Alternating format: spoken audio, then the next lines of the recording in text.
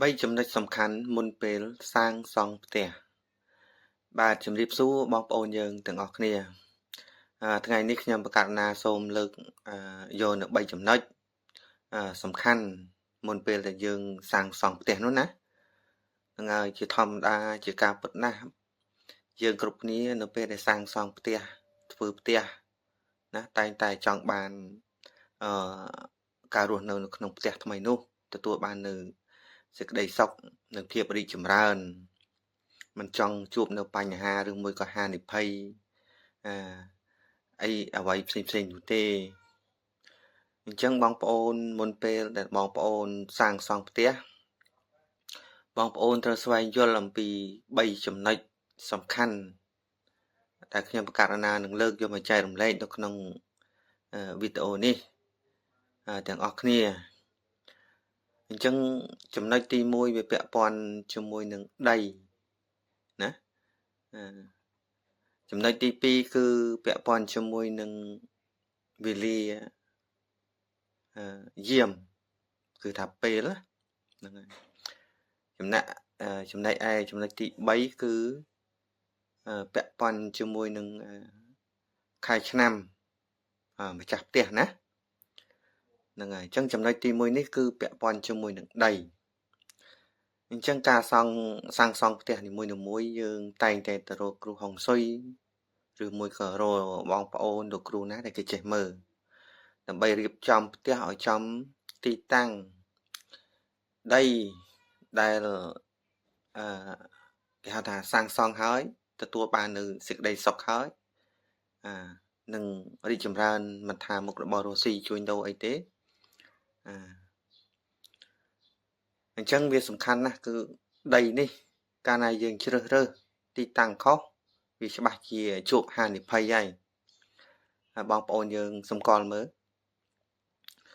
ឃើញច្រើនហើយផ្ទះខ្លះក៏ធ្វើមិនបានប្រមាណហ្នឹងក៏ចាប់ផ្ដើមឆេះ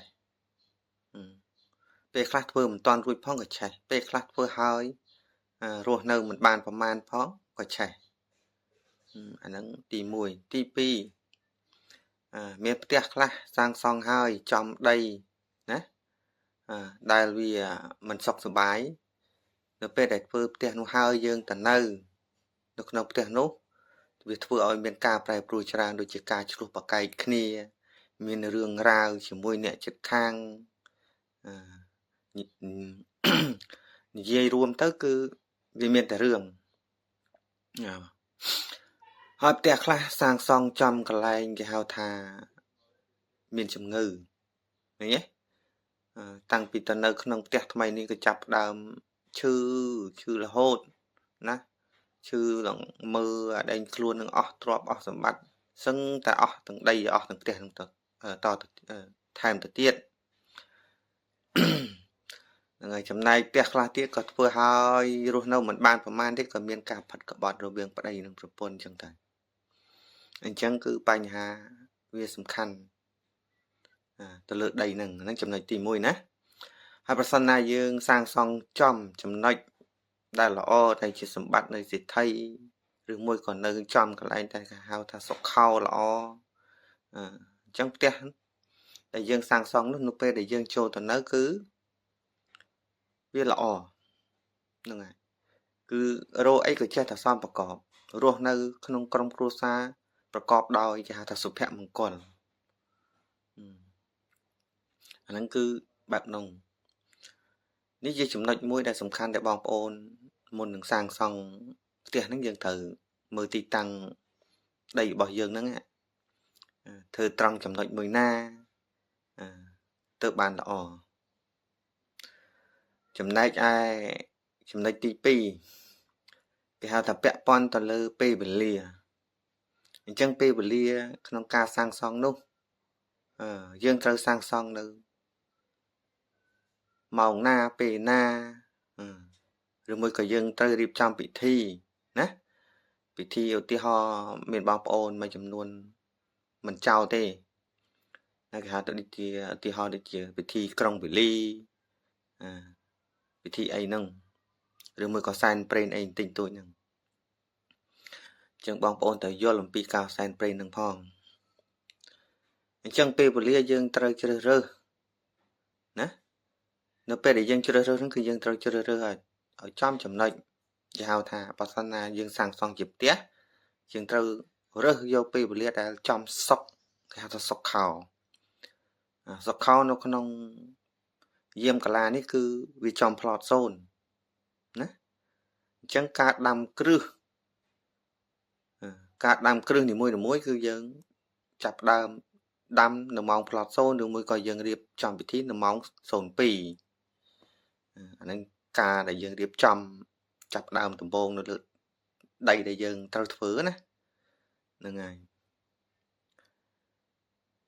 ហើយចំណុចទី3នេះគឺពាក់ព័ន្ធជាមួយនឹងខែឆ្នាំគឺក៏គេហៅថាក៏សំខាន់ណាអាហ្នឹងជារឿងមួយក៏សំខាន់ដែរចំណុចទី3នេះបើសិនណាខែឆ្នាំបើយើងដែលជាម្ចាស់ដីដូចជាប្តីប្រពន្ធអញ្ចឹងឧទាហរណ៍ប្រពន្ធឆ្នាំចឬមួយក៏ប្តីប្រពន្ធឆ្នាំចគ្រួសារឆ្នាំជូតអញ្ចឹងទៅគ្រូខ្លះគាត់មើលទៅថាល្អក្នុងខែនេះថ្ងៃនេះប៉ុន្តែគាត់អាចបានមើលទៅដល់ឆ្នាំអញ្ចឹងវាឆុងឆ្នាំនៅពេលដែលយើងសាងសង់ក៏វាមានបញ្ហាដូចគ្នាដែរពេលខ្លះក៏សាងសង់រួចវាកើតទៅជាចំនួនកើតទៅជារស់ស៊ីអីក៏មិនសមប្រកបវាដាក់ទៅវិញដោយសារអីយើងធ្វើខុសពេលវេលាអញ្ចឹងឆ្នាំគឺសំខាន់អញ្ចឹងឆ្នាំដែល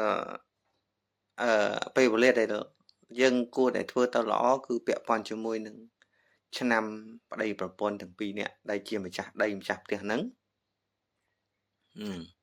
ឲ្យត្រូវគ្នាជាមួយនឹងឆ្នាំថ្មីឧទាហរណ៍ថាឆ្នាំនេះឆ្នាំយើងមិនតាន់ដល់មមីទេវានៅម្សាញ់អញ្ចឹងបើសិនណាឧទាហរណ៍ថាក្នុងឆ្នាំម្សាញ់ប្រពន្ធឆ្នាំជូតប្តីឆ្នាំចអញ្ចឹងយើងត្រូវយកជូតទាំងចហ្នឹងឲ្យវាល្អទាំងពីរបូកជាមួយនឹងឆ្នាំម្សាញ់ដែលជាឆ្នាំថ្មីនេះឲ្យវាល្អទាំង3ហ្នឹងណាល្អទាំង3ហ្នឹងហើយបានគេចាប់ផ្ដើមមករាប់អានេះគេយកថ្ងៃហើយបានគេចាប់ផ្ដើមរើសខែក្នុងក្បួនទាំងឡាយហ្នឹងខ្ញុំកណាបានបង្រៀនហើយអាទិត្យខែ1ច័ន្ទខែ2គឺយើងរាប់ទៅតាមខែភាសាសាមញ្ញគេហៅថាខែប្រាំងនោះណាគឺមករាកុម្ភៈហ្នឹងហើយបើសិនណាយើងរាប់ទៅខែប្រាំងអញ្ចឹងក្បួននេះវាត្រូវចូលឆ្នាំមមីហើយអញ្ចឹងបងប្អូនដែលត្រូវធ្វើពិធីឬមួយក៏រៀបចំ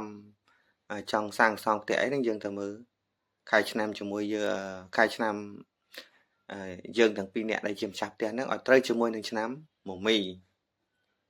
ហើយយើងរាប់ទៅអាទិត្យខែ1ច័ន្ទខែ2អញ្ចឹងរហូតដល់សៅរ៍ខែ7អញ្ចឹងទៅបើយើងរាប់បកក្រោយវិញមកអាទិត្យខែ8ច័ន្ទខែ9គៀខែ10អញ្ចឹងទៅអញ្ចឹងរាប់រហូតមកដល់ថ្ងៃដែលយើងល្អទាំង3ហ្នឹងយើងដឹងខែហើយថាខែណាយើងអាចធ្វើបានអានេះសំខាន់ហើយខ្ញុំកណាក៏បានចែករំលែកហើយក៏បានបញ្យល់ដែរហើយក៏មានបងប្អូនយើងមួយចំនួនគាត់ឆ្ងល់អំពីការរាប់ខែគឺយើងរាប់ទៅតាមខែប្រាំងគឺមករាកុម្ភៈគឺអាទិត្យខែ1ខែ2ថ្ងៃច័ន្ទខែ3ថ្ងៃអង្គារអញ្ចឹងទៅនេះជារឿងសំខាន់អញ្ចឹងនៅពេលដែលយើងមើលខែឆ្នាំយើងល្អថ្ងៃណាខែណាណាអញ្ចឹងនៅពេលដែលយើងចាប់ផ្ដើមមើលដីឃើញល្អហើយអញ្ចឹងយើងរើសពេលវេលាដែលយើងរៀបចំពិធីម៉ោងប្រហែលអញ្ចឹងយើងយកម៉ោង02ណាហើយចំពោះការជីករណ្ដៅណាយើងកុំឲ្យជាងចេះតែជីកយើងជាម្ចាស់ផ្ទះយើងមើលផងអញ្ចឹងការជីករណ្ដៅហ្នឹងគេឲ្យយកផ្លត់សូនមានន័យថាចំសុកខោអញ្ចឹងទៅពេលដែលចំសុកខោបងប្អូនគ្រាន់តែធ្វើកិច្ចជីកបន្តិចទៅណាប៉ុន្តែការជីករណ្ដៅគេត្រូវជីកទិសឦសានមុនចាំណាបងប្អូន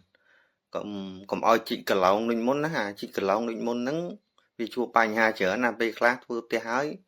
ក៏នៅមិនបានទេមានមនុស្សមានអីនៅអញ្ចឹងទៅយើងពិបាកទៅរកយន្តអីយកមកដាក់ផ្ទះខ្លះដាក់យន្តដាក់អីហើយក៏នៅតែនៅមិនបានទៀតហ្នឹងដោយសារយើងតាមសសរកន្លងមុនតែយើងអត់យល់ដឹងអំពីគេហៅថាសម្បត្តិទាំងឡាយវាស្ថិតនៅជ្រុងណាអញ្ចឹងសម្បត្តិទាំងឡាយគឺមកពីទិសឦសានអញ្ចឹងយើងត្រូវដាំនៅទិសឦសាន មុនគេមានន័យថាយើងជីករណ្ដៅនៅទិសឦសានមុនគេហើយការដាំសសរហ្នឹងក៏ដាំនៅទិសឦសានមុនគេដែរបន្ទាប់មកទៅយើងដាំពីទិសឦសានមកទិសខាងជើងណាទិសខាងជើងប្របរហូតអញ្ចឹងនោះទៅទិសខាងលិចអញ្ចឹងទៅរហូតមកជុំមកដល់ទិសឦសានវិញបានយើងចាប់ដើមដាំសសរកន្លងក្រោយគេការជីកដណ្ដៅក៏ដូចគ្នាដែរអានេះជាបញ្ហាមួយសំខាន់បំផុតហ្នឹងហើយបើសិនណាបងប្អូនណាដែលចង់ធ្វើផ្ទះសាក្រោយអីសង្ឃឹមតែបងប្អូនយកនៅអ្វីដែលខ្ញុំកណាចែករំលែកតែនេះយកទៅគិតនិងពិចារណាសាក់លបងឬមួយក៏មិនសាក់ណាស្វែងលើបងប្អូនណាព្រោះធម្មតាខ្ញុំកណាចែករំលែកទៅចង់ឲ្យបងប្អូនធ្វើអ្វីមួយឲ្យវាទទួលបាននៅសេចក្តីសុខណាកុំឲ្យមានហានិភ័យពេលដែលយើងធ្វើផ្ទះហើយយើងពិបាកធ្វើពិធីសុំឡើងផ្ទះសុំពីណាបើយើងជាម្ចាស់ផ្ទះជាម្ចាស់ដីហើយហ្នឹងហើយណាហើយចឹងចំពោះការសែនធ្វើពិធីធ្វើកិច្ចធ្វើកិច្ចមុនពេលដែលយើងជីកដៅតាមបកគោលហ្នឹងណាសូមបងប្អូនមិនបាច់ដាក់មន់ស្ងោរឬមួយក៏ជ្រូកខ្វៃទេយើងរៀបចំតែជាដង្វាយផ្លែឈើទៅធម្មតាទៅបានហើយកុំឲ្យមានគ្រឿងចង្អាបណានេះបើសិនជាអាចតែកាលណាយើងសែនគ្រឿងចង្អាបមានន័យថាមនុស្សវាមកចាំបាត់ហើយ